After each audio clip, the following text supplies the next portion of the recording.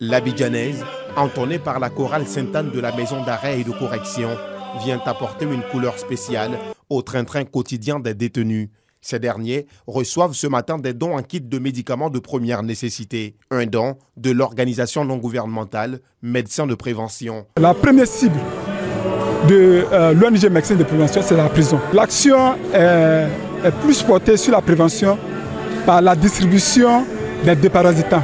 Au niveau au sein de la MACA, je pense que ça fait partie aussi de nos cibles. En cette période, marquée par la crise sanitaire, les conditions de vie et de détention sont au cœur de l'action de l'administration pénitentiaire. Ce don leur apparaît comme une grande aide. C'est extrêmement important ce don pour nous parce que les parasites causent beaucoup de maladies. Et surtout quand on est détenu, il est extrêmement important d'être à tout moment déparasité. Et c'est ce que cette ONG, Médecins de prévention, fait ce jour. L'ONG Médecins de prévention entend mener jusqu'au samedi 5 mars prochain des actions sociales en faveur des détenus de la maison d'arrêt et de correction. Parlons-nous. C'est le thème retenu pour cette 3e édition du Prestige PIS de la Jeune Chambre internationale Abidjan Prestige. Ils étaient plus de 200 jeunes étudiants venus partager ce moment d'échange à travers les différents panels et conférences. La Jeune Chambre internationale Abidjan Prestige ambitionne donc pour cette 3e édition mettre en lumière la place de la jeunesse dans la recherche de la paix en Côte d'Ivoire. En respectant les valeurs intrinsèques de nos us et coutumes, c'est en cela que la jeunesse pourra participer intensément à la recherche de la paix. C'est pourquoi nous devons, en tant que jeunes, avoir des comportements exemplaires, de sorte à ce qu'on puisse participer activement et inclusivement à la recherche de la paix, gage d'un pays solide. Une initiative saluée par le conseiller technique du ministre de la Réconciliation et de la Cohésion sociale qui, selon lui, vient à point nommé et s'inscrit dans la vision du président de la République, apaiser les tensions au sein des différentes communautés. Ce dialogue qui rassemble les membres du gouvernement, les partis politiques et les organisations de la société civile a pour objectif de parvenir à décrisper les joutes électorales, trop souvent, hélas, source de tensions et de conflits. Les guides religieux ne restent pas en marge de cette activité.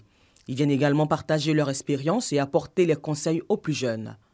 Le message, c'est un message de paix, d'amour à cultiver entre tous les Ivoiriens et tous ceux qui vivent en Côte d'Ivoire. C'est ce qui va garantir en tout cas le socle de la paix à laquelle nous sommes attelés depuis plusieurs années. Parce que nous voulons que la religion soit une part des solutions aux problèmes auxquels les Ivoiriens sont confrontés. Rappelons que la Jeune Chambre internationale est une organisation à but non lucratif, apolitique et laïque, composée de personnes âgées de 18 à 30 ans qui offre des opportunités de développement aux jeunes en leur donnant la capacité d'opérer des changements positifs. C'est dans un esprit convivial qu'ils se retrouvent ce matin. Les anciens du lycée scientifique de Yamoussoukro se rencontrent à l'occasion d'une conférence de presse. Objectif, parler de l'entrepreneuriat et les problèmes qui minent aujourd'hui le système éducatif ivoirien.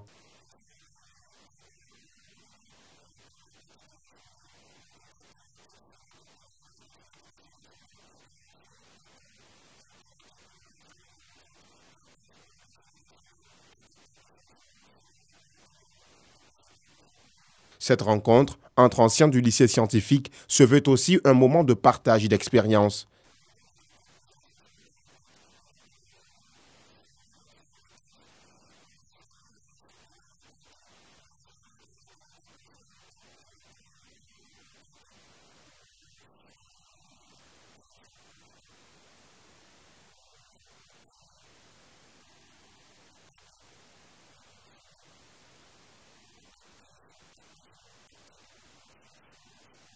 Le lycée scientifique de Yamoussoukro a été créé en 1975 par feu le président Félix Houphouët-Boigny dans le but de rassembler les meilleurs élèves du pays dans un même établissement. Le secret d'une aventure, celle qu'on n'attendait pas au sommet. C'est le titre du premier ouvrage d'Efrasie Kwasi Yao, première femme titulaire de la chaire UNESCO en Côte d'Ivoire. Un livre de développement personnel et professionnel composé de 211 pages et de 7 chapitres, dédiés à sa défunte mère et aux orphelins. Dans cette œuvre, la conseillère spéciale du président de la République chargée du genre parle de ses défis, des coups de sa vie et de sa foi en Dieu. À travers son leadership impactant et inspirant, elle partage dans ce livre son expérience de vie afin de donner à la jeune génération les secrets pour atteindre le sommet. Chaque fois que je fais une conférence, les gens me demandent est-ce que vous avez des livres à nous donner parce qu'on veut en savoir un peu plus. Je n'avais pas. Donc j'ai pris le temps sur moi-même, j'ai écrit les nuits et j'ai vécu une enfance difficile. Je voudrais qu'à travers cette enfance difficile, les gens sachent que je ne suis pas née avec une cuillère dorée à la bouche. Je me suis battue, j'ai fait confiance, j'ai choisi de vivre dans la joie. J'ai choisi de transformer mes défis en opportunités. Pour la marraine de la cérémonie, Kandia Camara, ministre d'État, ministre des Affaires étrangères, la dédicace de cet ouvrage marque un point remarquable dans le développement des actions féminines en Côte d'Ivoire. Merci. Chère sœur, merci pour cet esprit de partage. Merci de partager ta vie inspirante avec les autres. Merci pour ta disponibilité pour les autres. Oui, elle a voulu inspirer. Elle a voulu indiquer la voie aux autres. Et ce livre s'inscrit dans cette même voie pour dire, voici mon exemple. Celle qu'on n'attendait pas au sommet a atteint son sommet. Si elle l'a fait, vous pouvez le faire. À sa suite, Arlette Badou-Nguessan Kwame, ministre de la Culture, de l'Industrie des Arts et du Spectacle, se réjouit de cet ouvrage qui, pour elle, peut servir de modèle à la jeune génération de femmes. Claude Saïssou Maoro, chef de cabinet du président de la République, a, au nom du chef de l'État, Alassane Ouattara, offert 200 exemplaires du livre aux femmes de la présidence de la République, tout en leur demandant de se cultiver, de se bonifier et d'atteindre le sommet au travers de ce livre. Le Massa, marché des arts du spectacle d'Abidjan 2022, démarre ce samedi au Palais de la Culture de Treichville. Et ce, jusqu'au 12 mars prochain. Pendant une semaine, Abidjan sera la capitale de la culture. Nous tenons à dire grand merci à Madame la ministre et toute la forte délégation qui l'accompagne. Merci pour votre implication personnelle dans l'organisation de cet événement majeur. Un événement qui est vraiment pour la Côte d'Ivoire une vitrine. Pour être rassuré des avancées des préparatifs, la ministre de la Culture et de l'Industrie des Arts et du Spectacle a effectué une visite des différents sites. Palais de la Culture de Treichville, Institut Goethe, l'INJS et l'Institut français sont passés au peigne fin. Depuis le 8 décembre, vous vous êtes engagé, vous vous êtes approprié cet événement qui représente pour nous un événement capital. Nous comptons sur l'implication de tous, ce que vous avez démontré jusque-là, et je voudrais vous en féliciter et vous dire merci.